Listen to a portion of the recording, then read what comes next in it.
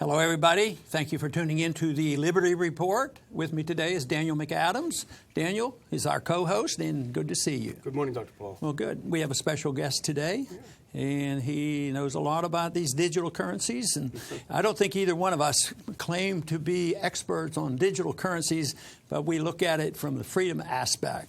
And our guest is Max Raskin, who's done some writing and research on this and knows something about the free market. So, Max, welcome to our program today. It's a pleasure to be here with you. Well, wonderful. You know, there's a lot of articles on digital currencies, and the future is a big issue. Where are they going? What are they going to do? What's the government going to do? Who's going to have the regulations? Should there be any regulations? And then you do read stories where people have lost some money with Bitcoin, and then you also read where some criminality has been involved. So if somebody who doesn't know a whole lot about it is going to be rather confused. Could you give us a brief history of this, is where it's been and what the benefits are and where you see the great dangers? Sure. So Bitcoin is really the first and major digital currency that pops onto the scene. It gets traction. It gains traction in 2011 is really when it starts to pop up. And people start using it, and people are experimenting with it. And with that experimentation, obviously, as you noted, comes some dangers. But, you know, I think that there's a temptation to regulate when you see people lose money, but that regulation might stifle innovation. We don't say that we should shut down banks because Willie Sutton robbed them. So I think that this is a field that's ripe for innovation, and I think it's continuing to evolve. I was interested, Max, in a recent piece you did in the Wall Street Journal, and this goes along with, I think, a paper that you wrote for NYU. And essentially, I'm sort of summarizing your point, which is that central banks the U.S. central bank should move to adopt a digital currency because other countries are doing it. We may be left behind. If we don't do it, you said some of the advantages are the central banks will be able to cut out the middlemen, i.e. the big banks, and cut them out of the picture, and then more directly regulate monetary policy. It's kind of a strong statement, and I did note you got quite a bit of pushback in the comments, people that are concerned with seeming to give the Fed more power. Maybe you can talk a little bit about this piece and maybe defend against some of your detractors on that. Well, you know, it obviously broke my heart when I saw the president of Cato write something against what I said. That was very sad to me. So I think it's a double-edged sword adopting digital currency, and we're not necessarily pushing that the Fed or the Treasury should do that, but we're talking about what some of the advantages and disadvantages of doing so. So one of the advantages you mentioned is that you have a disintermediation of the big banks, and so you allow the government to take away profit that they're giving to private enterprise, unjustly many see. But then the dangers of that is that you have the government have more effective control of monetary policy. So if the government does monetary policy right, which we have lots of reasons to believe that they don't necessarily always get it right, then there's problems that are compounded by having more monopoly and more power. But if they get it, and if they get it wrong, you see lots of problems. Another problem with adopting central bank digital currency is that the government, if you're holding your deposits directly at the Fed, you're going to have lots of problems with secrecy, and the government will be able to know exactly what you do. And the temptation for political shenanigans to go on is immense. You saw what happened and what's happening with the IRS. Imagine if the government could see exactly what's in everyone's bank account. So, you know, there are some advantages. Another advantage would be something similar to a Milton Friedman type rule where you take the discretion out of monetary policy. So you set a rule where the monetary base stays the same or increases by 1% or decreases by 1%, whichever rule you want to come up with, and you tie yourself like Ulysses to the mast of that rule. So those are some of the advantages. It's obviously a fraught idea, but I think the disintermediation is an interesting aspect. It seems slightly concerning. You know, for the future, for example, if the Fed, which does obviously succumb to political pressure, if it has complete control over our money, what if you belong to a group that in the future may find itself under threat? In the 30s, there were problems, obviously, in Germany. The future could be Muslims. It could be anyone. If you have a government that becomes more tyrannical and you have everything caught up in that just seems, kind of frightening. Yeah, so I mean, if you had a government that decided to go after Muslim bank accounts, that's obviously extremely problematic, and that's why things like gold and things like Bitcoin serve as a bulwark against central governments. But we've seen with the IRS, for instance, they just did a Control F. And they looked for groups that had liberty or freedom in the title, and those, not surprisingly, were the ones that got the audits.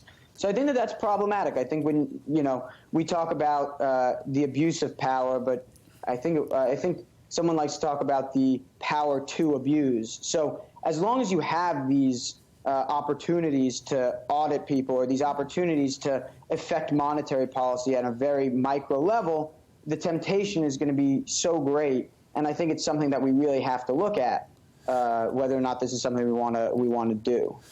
The fact that there's a significant move toward a cashless society, big government people like cashless societies, they don't want you dealing in cash. I happen to think cash offers people opportunities, and I think that privacy is very important. And when I see this, I get concerned about the information that may be connected to a digital currency and what that may lead to.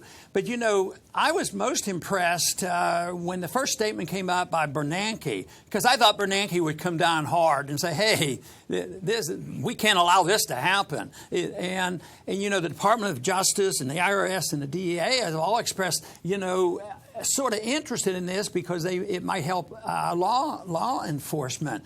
But how far can they go with this, though, in what they can do? So I believe strongly that any alternative in the marketplace without fraud should be optional. So I'm all for the freedom of choice.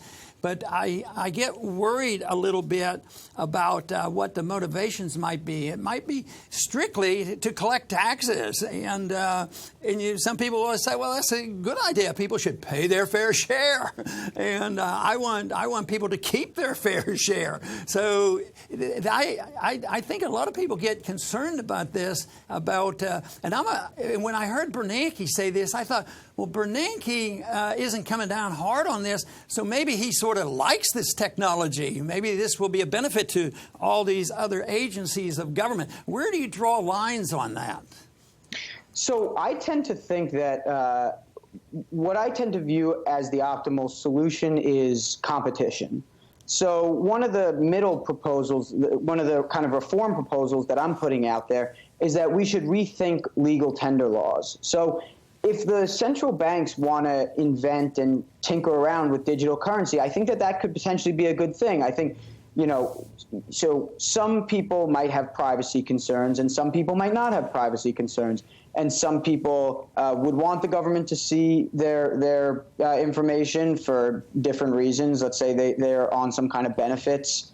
And some people might not want the government to see their information. So I tend to think that the optimal solution is allowing the market to decide. So this is very similar to Hayek's proposal that we should have a kind of denationalization of money. And just like goods for shoes and iPhones, for cell phones, we have a free market that decides the optimal quality and quantity. We should have similarly a free market for money. And I think that the way to do that is by reforming legal tender laws and by rethinking those, because you might have concerns about privacy, and I think your concerns are totally legitimate. But the reality is not everyone has those concerns. And what if you can get some other benefit by losing some of your privacy as a voluntary choice? Some people use Facebook and give up their privacy, and that's a choice of theirs. But I think what's key is allowing for opt-out and for allowing people to have choice. Well, of course, there's always these people out there that know a lot about computers, and they hack into everything. Now they have more information than it seems like our government has. They steal it from the government, and they have this. So there must be some hackers out there, and I don't know how much they've achieved by stealing, Bitcoins. But what about this quantum computer technology that's being discussed? Is this something that that would be a concern for a digital currency? Do they exist, or is this just sort of futuristic theorizing? I think the physicist Niels Bohr said, if you think you understand quantum mechanics, you don't understand quantum mechanics. So my thought is that with quantum computing, I think the charge is that quantum computing is going to allow you to essentially break the algorithm that Bitcoin relies on, break the security that Bitcoin relies on.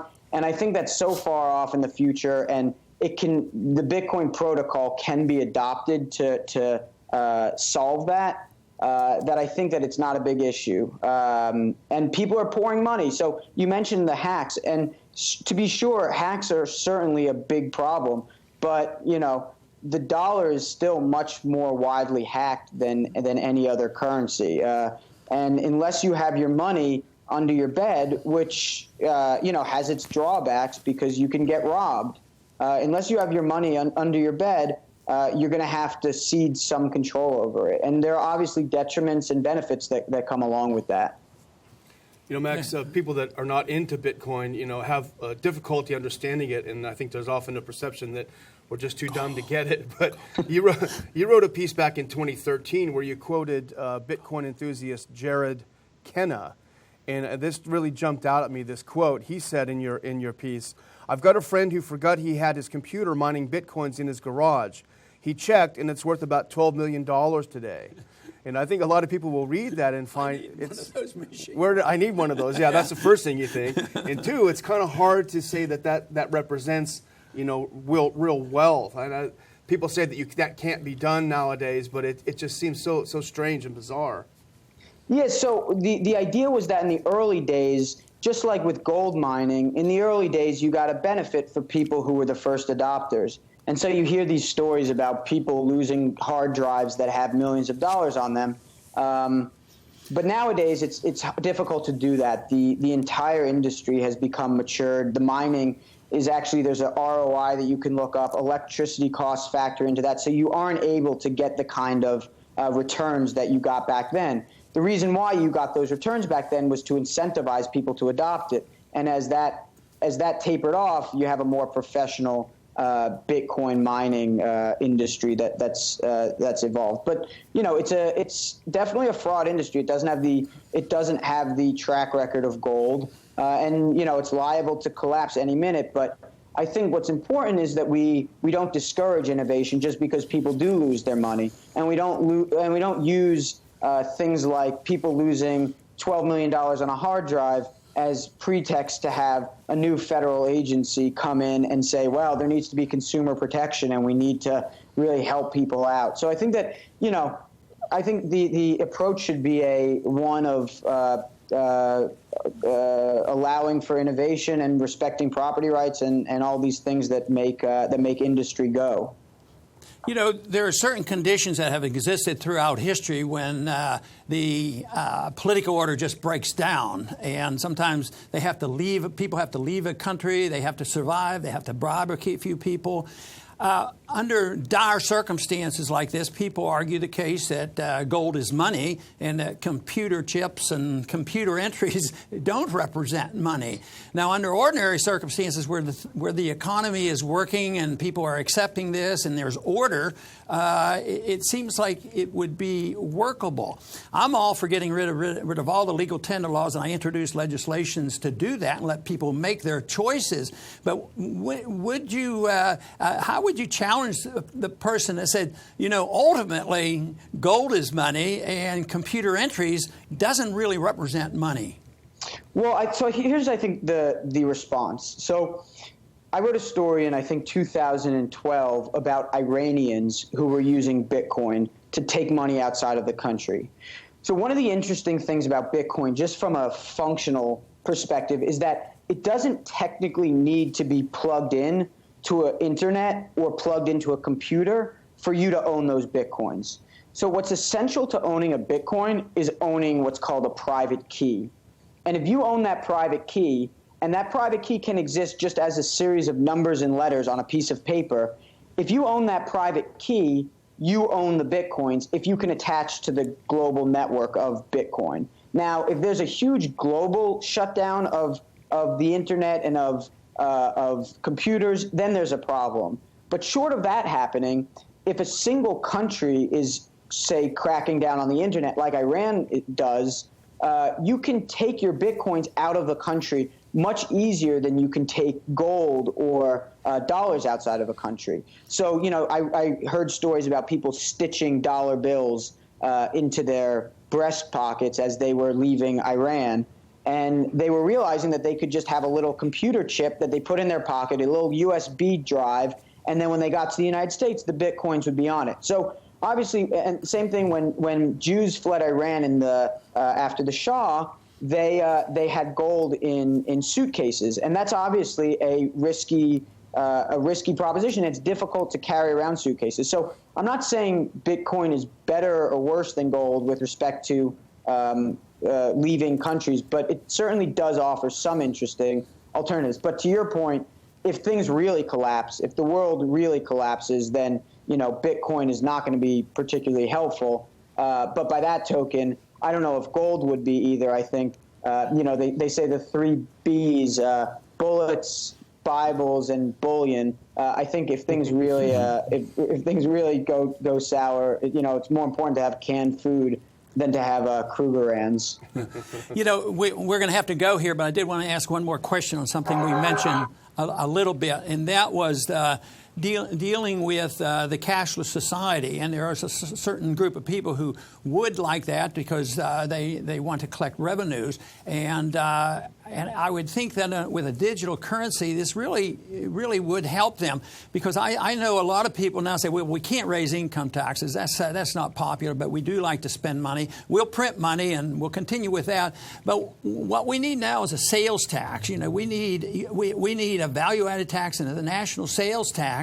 And it looks like to me this computer system is just ideal. And of course, maybe I'm too conspiratorial, but I just wonder, maybe the token effort or this tolerance they have is that they would love, that being the government, the Department of Justice, the DEA, and the Federal Reserve, that maybe this technology will be designed. Gold is a natural money, but when governments come down on you, they take your gold from you, or they tax the gold. They took it from Americans from 1932 up to 1975. So they'll do just about anything, but I still worry about how much information that we sort of say, oh, okay, take this and we'll find out exactly, especially with this chain that tells you where the currency has been. This seems like more information about money than ever before. Now, well, am I worrying too much? No, I mean, I think it's a legitimate concern, but it's a concern that you can have about any technological progress. So the move from non-paper to paper records is going to give a huge benefit to the government in that they can keep track of who has what money where. Same thing with email. If there's no email record, the government can't find out information about you. But we tend to think as a society that this cost of government being able to get involved does not trump the benefits of the technology. So this is just, I think, a thing that society has to decide in the aggregate with mass, lots of decisions made by millions of actors. Max, I want to thank you very much for being with us today. I'm sure our audience will find it very fascinating, and we may even get a couple comments on our website. We can't tell. But thank you for being with us. It's a pleasure. This is the greatest. Okay, thank you. And I want to thank our audience for being with us today. Obviously, this is a subject that is very important to everybody. It's in the news, and there's a lot we have to learn yet about it. It's a technology that I don't fully understand, but I do believe I understand the issue of liberty and privacy and property rights. And for the most part, things like this, technology can be worked out with those fundamentals. I get concerned, as I expressed in our interview, when the government gets hold of technology and maybe has a monopoly on it, and then it really hurts the people, because I think privacy is the key to this. And obviously, what has gone on in the world today, and what's going on in some of these court cases, and what we read about and hear about in the presidential campaign, I mean, there is so much done in secrecy. The government has too many secrets. So I think if this technology is viable and helpful and beneficial, and you can identify it as property, and that people will be held accountable if they commit fraud, this may be a real blessing for the advancement of economic society.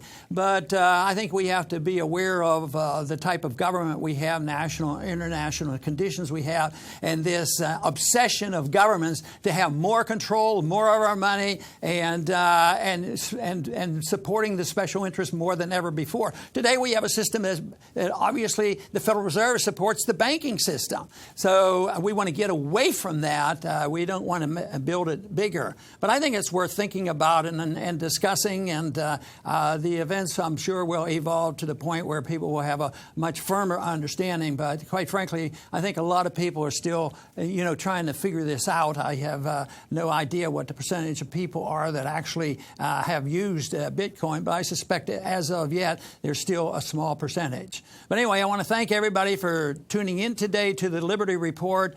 Please come back soon.